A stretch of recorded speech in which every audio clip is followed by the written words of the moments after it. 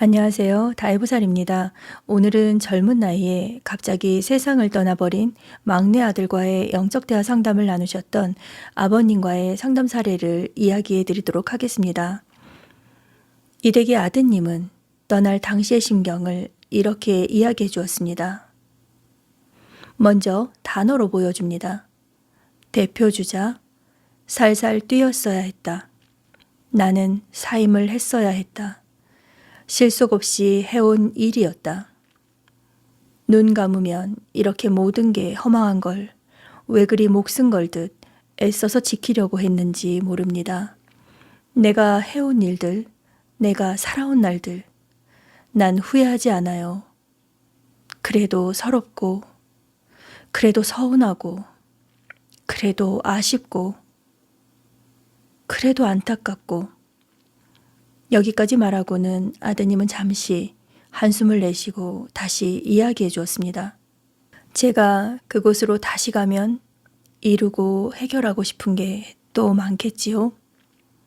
아들은 이 생에 대한 아쉬움을 이렇게 표현했습니다.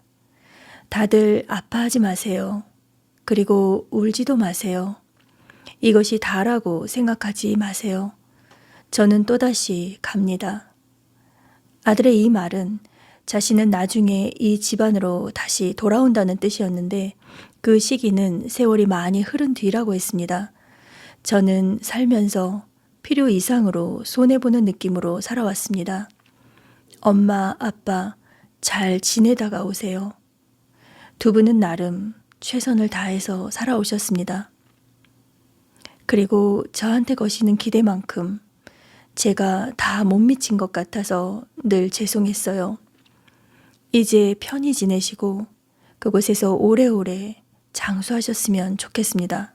이번에는 제가 생전에 교제하던 여자친구와 형에게 하고 싶은 이야기가 있으면 전해드리겠다고 했더니 여자친구에 대한 감정을 이야기해 줍니다. 내 생애 최고의 선물, 함께한 모든 시간에 감사와 행복으로 기억할게. 너의 삶에 더 보탬이 돼주지 못하고 떠나게 돼서 미안하고 아쉽다. 저는 사랑이 많은 남자였는데 2마리 토끼를 잡기는 어려웠네요. 이 말은 여자친구에 대한 각별한 애정과 항상 더 잘해주고 싶은 마음은 많았지만 일에 집중하다 보니 시간적으로 체력적으로 여유가 없었음을 뜻하는 듯 했습니다. 그리고 가족들이 지내주신 사식구제에 대해서 영의 세계에서 어떤 도움이 되었는지 물어보았고 형에게 전할 말이 있는지도 물어보았습니다. 막내 아들은 한동안 말이 없었고 질문에 대한 답이 아닌 다른 이야기를 해줍니다. 이제 모두의 마음에서 저를 놓아주고 보내주시면 돼요.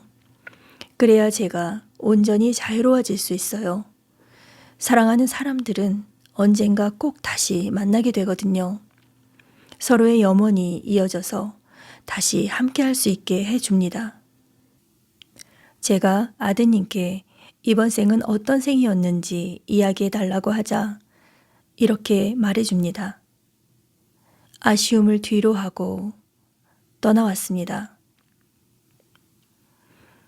그리고 이곳을 떠나기 전에 한적한 호숫가에서 한참 동안 지나온 날들을 돌아보며 생각하고 정리하고 그리고 떠났다고 했습니다. 이곳에서의 삶에 대하여 아드님은 이렇게 말을 했습니다. 다 같이 잘 사는 방법은 없는 걸까?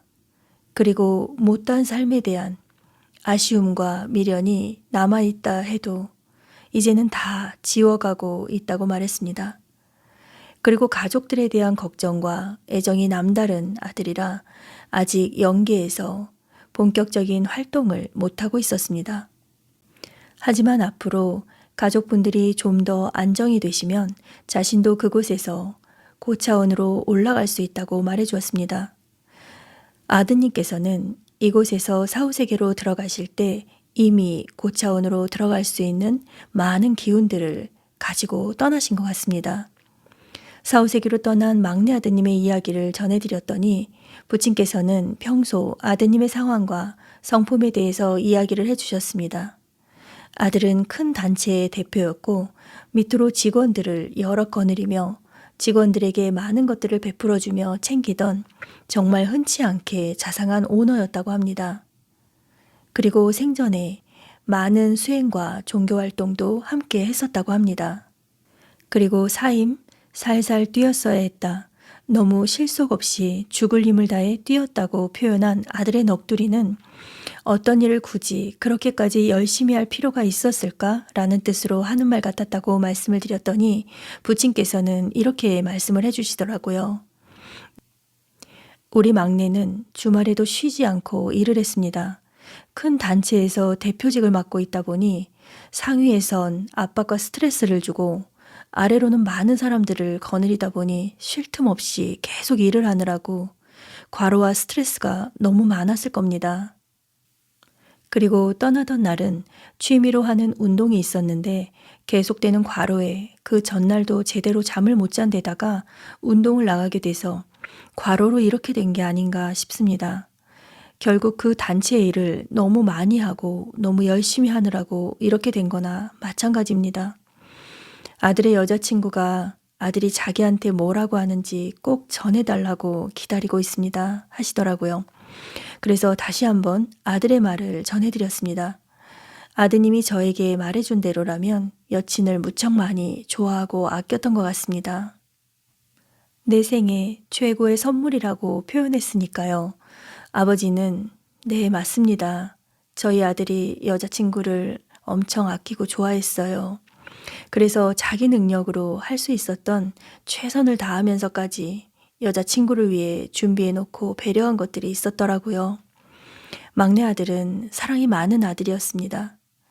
딸보다 더 살갑고 착했던 아들이었기 때문에 저희 집사람이 더 그리워하고 지금 힘들어하는 것 같습니다. 저는 삶과 죽음을 이해하고 그리워도 현실을 받아들이고 잘 견뎌가고 있는데 집사람이 지금 매우 견디기 힘들어하니 아들에게 엄마 꿈에라도 자주 와달라고 전해주실 수 있을까요? 하시길래 제가 아드님께 아버지의 말씀을 전해드렸습니다. 아드님은 어머니의 마음이 조금 더 안정이 되신 후 꿈에 찾아오겠다고 대답해 주었습니다. 오늘은 부모님께나 여친에게나 자신의 직원들에게나 자신이 하는 일에서나 최선을 다해 사람들을 챙기고 헌신하며 살았던 책임감이 두터웠던 멋진 아들과의 영적 대화 사례를 전해드렸습니다. 다이보살이었습니다.